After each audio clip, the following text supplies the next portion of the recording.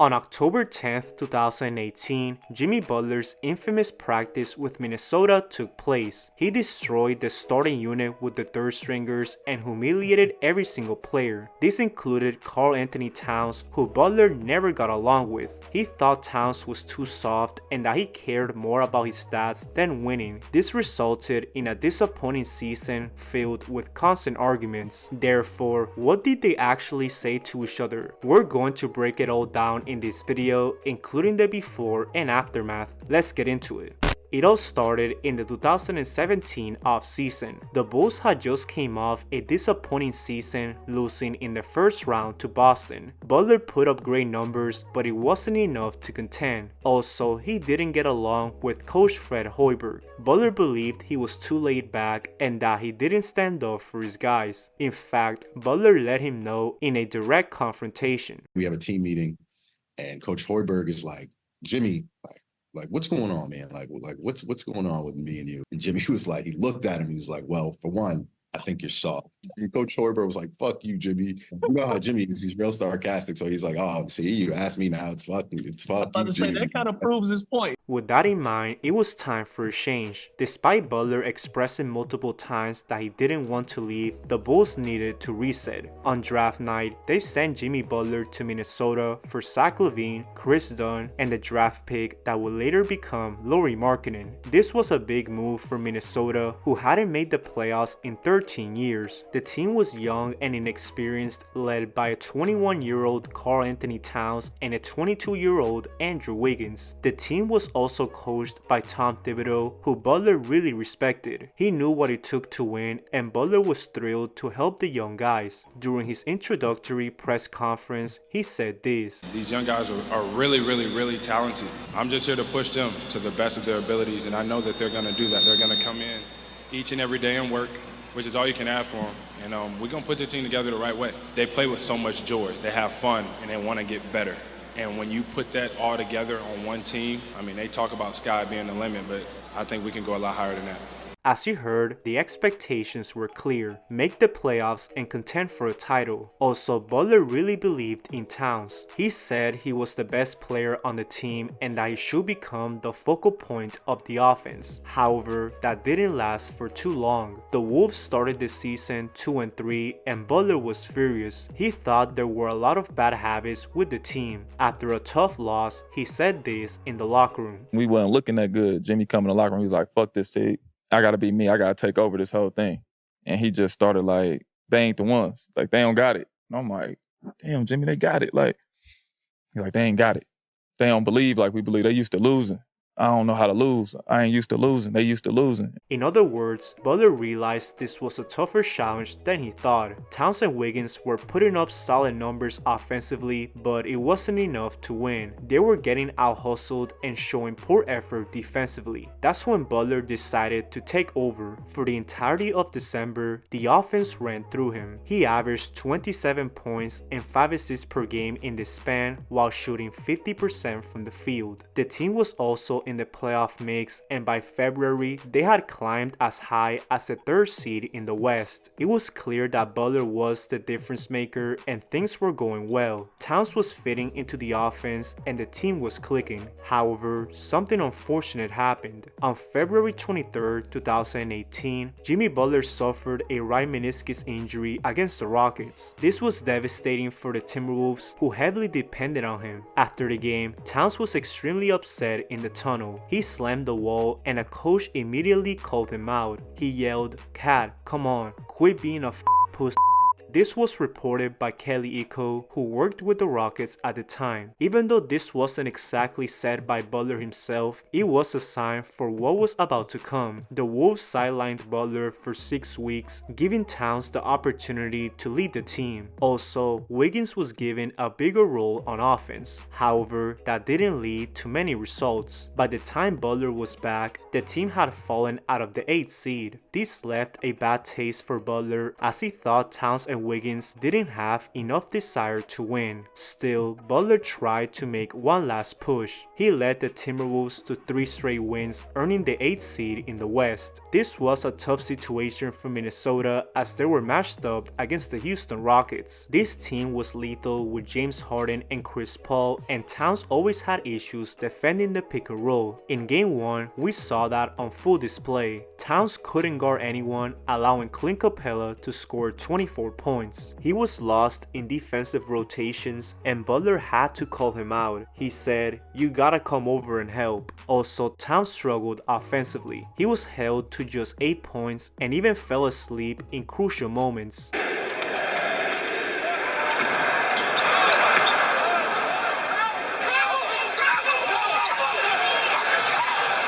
Still, the Wolves were in the game. With 5 seconds left, Butler had a chance to tie it, but he airballed. That eliminated any hope for Minnesota heading into Game 2. Butler was basically playing on one leg and Towns only scored 5 points. The Wolves did end up winning Game 3, but Butler still wasn't satisfied. Before Game 4, he said this to the media, quote, "I put so much into this game and I only play to win. I don't play for any individual stats or accolades, and at times I get lost in how everybody is not built the way I'm built." This was a clear direct shot at Towns, who wasn't producing in the playoffs. The Wolves would end up losing the next 2 games, with Houston taking the series in 5. By this point, Butler had enough. Instead of flying back with the team, he flew to LA on a private jet. He skipped the exit interview, indicating that he was unhappy with the franchise. Also, he wasn't able to reach a contract agreement. Originally, the team offered him a 4-year, $110 million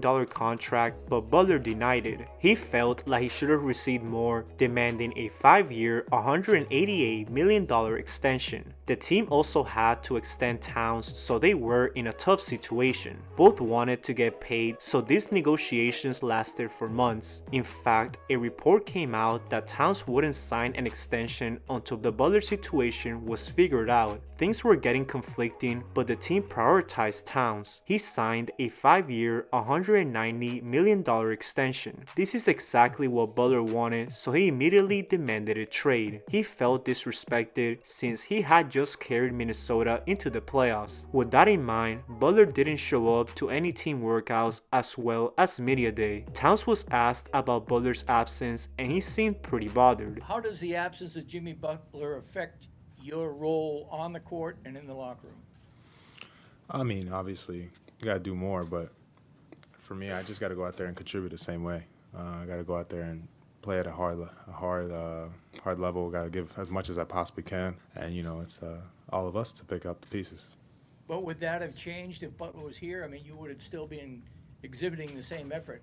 I guess what I'm asking is, the locker room will be different and roles on the court will be different. I mean, it's the same thing. We all have to pick up the pieces regardless. It's a team effort. It's a team game, and we all have to come together and pick up the pieces. His body language says it all, and things only kept unraveling. On October 10th, 2018, Butler finally returned to practice. Jeff Teague, who was the starting point guard for Minnesota, gave us the real scoop on what happened. This practice right here was the first time anyone has seen Butler in nearly 6 months. However, he didn't actually participate. He was lying down, getting stretched out and massaged. This was happening while the team was running laps and doing defensive drills. Then Butler hopped on the other court and started doing individual drills. That's until Tom Thibodeau said, "We're gonna scrimmage." Butler stopped what he was doing and replied, "I'm playing." Thibodeau was hyped and included Butler in the starting lineup. However, Butler replied, "I ain't playing with them." This caught everyone off guard, so Thibodeau told Derrick Rose, "Derrick, you're in the starting group." Butler then pointed at the third unit, yelling, "I'm playing with them." Most of these guys were in the G League, so Butler wanted to prove a point. Therefore, Thibodeau lined up the starters with the third unit. Right before tip-off, Butler yelled, "I got cat." It was personal for Butler as he wanted all the smoke. Seeing that, Jeff Teague threw the ball to Towns in the first play. However, Butler stole it and his team scored. Teague was pissed, so he yelled, Like, "Come on, cat, post his little ass up, man. He can't guard you, blah, blah, blah." Not gonna lie, Teague was low-key instigating, but Butler responded, out of here. He's trash. Butler stole the ball again and got another assist. On the way back, he told the GM, y'all better pay me. I'm like that. For some reason, Teague kept feeding the ball to Cat, but he finally scored on Butler. Towns was hyped, saying he's too little. Teague was also pumped up. He too little. I'm like, yeah, Cat, talk to that mother. Man, he ain't nothing. Da, da, da. However, here's when things took a complete turn. The third stringers went on a 10-0 run. Butler didn't score a single point, but he did all the little things. He defended, rebounded, and got almost every assist. Ultimately, his team won 18-6 with Butler yelling, y'all think that team could win without me? Pay me. Then he confronted the GM again, saying, you need me, Scott. You can't win without me. Then Butler told everyone, I just beat them with the G Leaguers. This is your starters? Teague noticed that he was one of the starters, so he demanded a rematch. However, Tom Thibodeau said, no, the second unit got it. That also didn't end well as Butler's team won again. Now, it was time for the starters to play, but Butler immediately ran to the locker room. He made his point clear, so he didn't practice anymore. He left the arena to do an ESPN interview with Rachel Nichols. Here, they discussed what just happened in practice just an hour ago. You returned to practice for the first time with the Wolves, and I'm just gonna read a little bit of Adrian Wojnarowski's report on what happened there. That you were loud, emotional, passionate, we like to say, targeting Coach Tom Thibodeau, teammates like Karl Anthony Towns and Andrew Wiggins. That you told GM Scott Layton, quote, "You effing need me." How would you describe what happened today? A lot of it's true. A lot of it is true. I was honest. Was I brutally honest? Yes. But I think that's the problem. Everybody's so scared to be honest with one another. If you didn't like the way that I handled myself in practice, one of the players come up to me. Somebody say something. Anybody. To make things even worse, the Wolves practiced for another hour. They didn't notice this was happening until they got to the locker room. While they were cooling off, ESPN showed the interview between Butler and Nichols. Everyone was in disbelief, and Butler threw shots at Towns. Everybody has to have winning as their number one priority. Everybody, winning is all that we're worried about. Did you feel that wasn't the case with everyone? I'm not gonna say no names, but I'm gonna be honest. If your number one priority isn't winning and people can tell, that's the battle. Now there's a problem between people because that guy's number one priority is winning and that guy's isn't. Of course they're gonna clash. Like, I'm doing this for the team. Are you? Exactly. So that's where the disconnect is. Butler really couldn't stand him anymore, and he was asked if this could be fixed. Should people think because you are back in practice that this is fixed or it's on its way to being fixed? I think people think that. It's not. It's not fixed. Let's just be honest. It's not fixed. Is it fixable? It could be. Do I think so? No. Because you got to be honest. I'm being honest. Do I think so? No. I'm being honest with you. But is everybody going to be honest? No. Clearly, Butler had his eyes on another team, but Minnesota kept delaying the trade. He was forced to keep practicing, and when asked if he would play again, he said this. Jimmy, where are you at right now? You plan on playing Wednesday for the Timberwolves? Where are you at? Man, I don't even know if I'm going to be breathing tomorrow. Taking one day at a time. But do you intend to play on Wednesday and with this team? I don't know if I'm going to be able to play basketball tomorrow, so therefore, I can't tell you what Wednesday would bring. Plus, today is Sunday, so I need to be focused in on today. Could you see your perception of this franchise changing from I don't know if I'm going to be able to dribble tomorrow. So I can't tell you what's going to happen in the near future. I don't know. Why y'all so focused on this trade and stuff? We got a game in, 2 days? Just tell us that you want to be here for the year. No, tell me your social security number. Like, there's just things you don't want to say. Butler knew what he was doing with these answers, and Towns was finally asked about the infamous practice. Can you clarify for us what happened yesterday? I think the only thing that needs to be clarified is we're excited to pick up a basketball today here in Milwaukee. So it's been a long time before we played our last game, so we're gonna have fun tonight. How are you dealing with this? Like I said, we're just happy that we get to play basketball tonight here in Milwaukee. We get a chance to come out here and play for the first time in a while. Are you guys getting tired of having to answer questions about this? I mean, the look says it all right now. I mean, are you tired of hearing me say I want to play basketball today here in Milwaukee? So you let me know. Will you be happy to pick up a basketball if Jimmy Butler is still on this team Wednesday night? I'm happy to play basketball with anybody. You can tell Towns was annoyed by the whole situation, so fans decided to troll him. Free throw attempts in the fourth quarter after they had. On a good note, things finally accelerated with the Butler trade. The Sixers became the main destination and a deal was completed. On November 12, 2018, Butler was sent to the Sixers for Robert Covington, Dario Saric, Jared Bayless, and a second-round pick. In other words, the Timberwolves barely got any value in return. Still, this concluded a very toxic era in Minnesota. Butler finally joined a contender while Towns became the best player on his team. On March 30th, 2019, Butler made his return to Minnesota and the crowd made sure to let him know. Number 23, Jimmy Butler.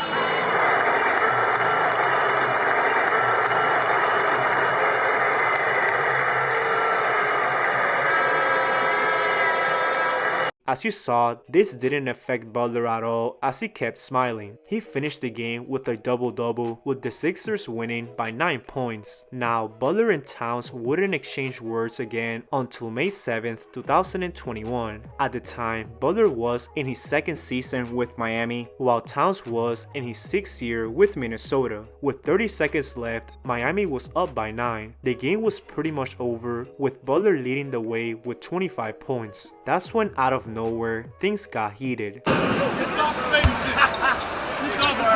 Still, Towns didn't back down and they kept going at each other.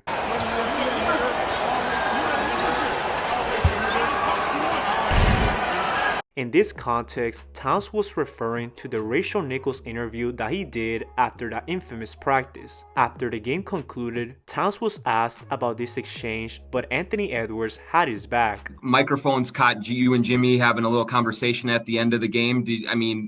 Were your emotions running high at that point? What was kind of going through your head as that game came to an end there? Man, they grown men, dog. They be just talking, having a regular conversation, if you ask me. It's no competition if we not talking shit to each other. You know what I'm saying? So, like I said, they grown-ass men, they having a conversation. It's regular conversation. Well, that's why we asked the question, Ant, just to try and get your guys' view on it, right? Regular conversation. That's all it was. It wasn't nothing else, nothing more.